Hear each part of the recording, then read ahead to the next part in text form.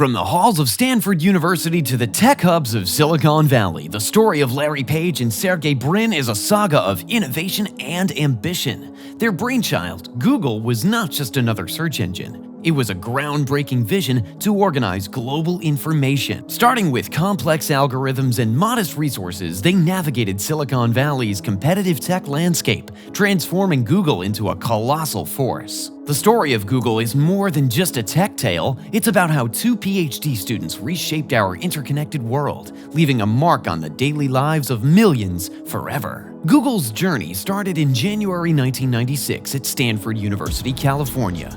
Two PhD students, Larry Page and Sergey Brin, were driven by curiosity and a desire to revolutionize online search. In the bustling halls of Stanford, they teamed up with Scott Hassan, a programming wizard. Scott's coding prowess breathed life into the early version of what would be known as Google's search engine.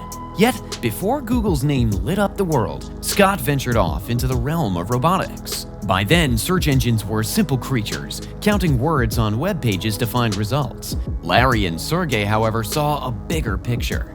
They developed PageRank, an ingenious algorithm that dived deeper. PageRank looked at the connections between web pages, like a network. The idea was that if many important pages linked to a particular site, then that site was probably important too. This approach allowed Google to understand and rank the relevance of web pages more effectively. Their first creation had an unusual name, Backrub. It checked the backlinks to a website to figure out their importance. The development of Google, though, wasn't a solo endeavor. Alan Sternberg and, again, Scott Hassan played major roles. Professors Rajiv Motwani and Terry Winograd also co-authored a seminal paper on PageRank in 1998, and the seed of PageRank? It found inspiration in RankDex, an algorithm by Robin Li, who later founded the Chinese search engine Baidu. Backrub soon transformed, taking on a new, now iconic name, Google. A twist on Google, a term for the number 1 followed by 100 zeros. It symbolized their mission to organize the web's vast expanse of information. The term Google was just the beginning of their story. What would come next would shape the internet as we know it. But how did a small startup attract giants of the tech world and secure the funds to revolutionize the way we search online? In August 1998, Andy Bechtolsheim, the co-founder of Sun Microsystems, saw potential in Google and invested $100,000 after a brief meeting orchestrated by David Cheriton, a professor with startup experience. The meeting was quick, as Andy had to rush to another meeting. But he liked Google's demo so much that he went back to his car, grabbed his checkbook, and made history. Cheriton himself and two other angel investors, Jeff Bezos of Amazon and entrepreneur Ram Shriram, also contributed significant funds, raising about $1 million to establish Google's first office in Menlo Park, California. Google's journey was far from over. In 1999, Google announced a substantial $25 million funding round from major venture capital firms Kleiner Perkins and Sequoia Capital. Despite initial reluctance and negotiations for control, Larry and Sergey managed to bring both firms on board as equal partners. Both Kleiner Perkins and Sequoia Capital agreed to invest $12.5 million each. The company moved to Palo Alto in March 1999, a strategic location for tech startups. The following year, Google started selling ads linked to search keywords. Larry Page and Sergey Brin weren't fans of ads on their search engine at first. They wanted to keep Google simple, so they made a rule. Only text-based ads will be run to keep the page clean.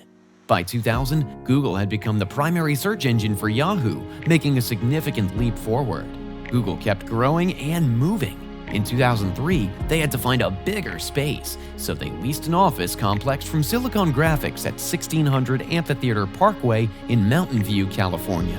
This place had a cool name, the Googleplex, like Googleplex, a gigantic number. Just 3 years later, Google bought this place for $319 million. Google's cultural impact was profound. The term Google evolved into a commonly used verb for online searching, highlighting its dominance and influence in everyday life.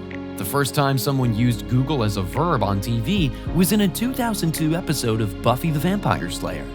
In 2001, Google's investors wanted stronger management, so they chose Eric Schmidt as chairman and CEO. This wasn't an easy choice. Larry and Sergey had turned down many candidates because they wanted to keep control over Google. At one point, Michael Moritz of Sequoia Capital even threatened to pull their investment if they didn't get a CEO. Eric Schmidt, then CEO of Novell, wasn't immediately sold on the idea, but he joined, investing $1 million in Google stocks, showing his commitment. Fast forward to August 2004, Google took a giant leap.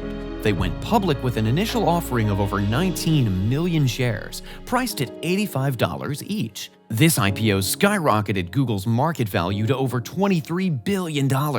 Larry Page, Sergey Brin, and Eric Schmidt made a pact to work together for the next 20 years. In November 2006, Google made a major move, buying YouTube for $1.65 billion in stock. Then, in March 2008, they acquired DoubleClick for $3.1 billion, significantly expanding their advertising capabilities.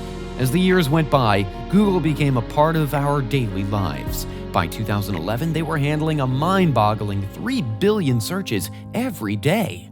In 2012, Google made its largest acquisition, buying Motorola Mobility for $12.5 billion. The primary objective behind this move was to strengthen their portfolio of mobile and wireless technology licenses, which would prove important in their ongoing disputes with tech giants like Apple and Microsoft. It was also seen as a strategic move to support the Android operating system. 2013 saw Google expanding its empire. They bought Waze for approximately $966 million, enhancing Google Maps with social and location-based features.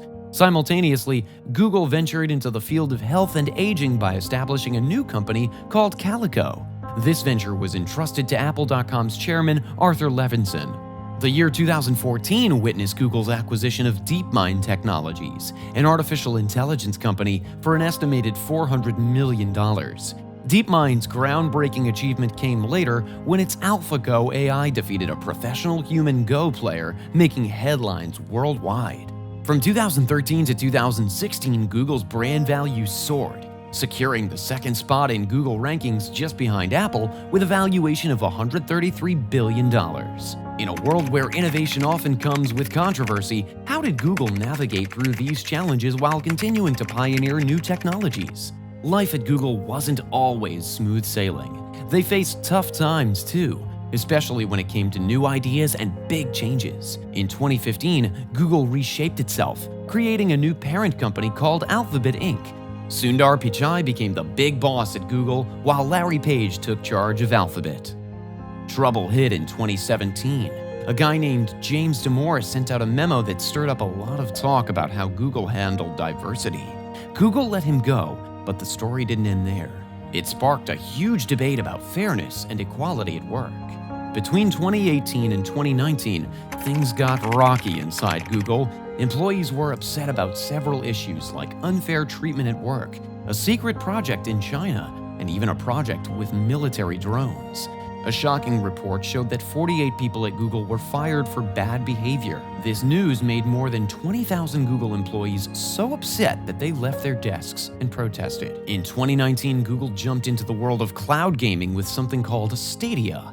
But they also found themselves in hot water with the US Department of Justice, who started looking into whether Google was playing fair in business.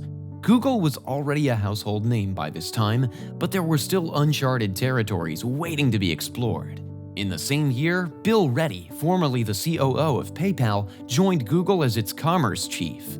In 2020, the COVID-19 pandemic prompted Google to implement cost-cutting measures and shift towards a more remote work-centric approach. Google also encountered service outages in 2020, impacting platforms such as Google Drive and YouTube, though their issues were swiftly resolved. Google kept pushing forward, always looking for the next big thing. In 2021, they faced a new challenge in Australia. The government wanted Google and Facebook to pay for news content. Google's response was bold. They threatened to shut down their search engine in Australia. Later, March 2021 marked a significant move by Google in the gaming industry, with reports of a $20 million expenditure on Ubisoft games for Google Stadia. The very next month, the Wall Street Journal unveiled the existence of Project Bernanke, a secret Google program that utilized historical ad data to gain an edge over competing ad services. This revelation became a focal point in an antitrust lawsuit against Google. By September 2021, Australia tried to limit Google's power in online advertising, worried that it was hurting publishers, advertisers, and consumers. In May 2022, Google entered into the realm of micro-LED technology with the acquisition of Raxium, a micro-LED tech company. This addition was made to strengthen Google's devices and services team and focus on advancing micro-optics and integrated systems.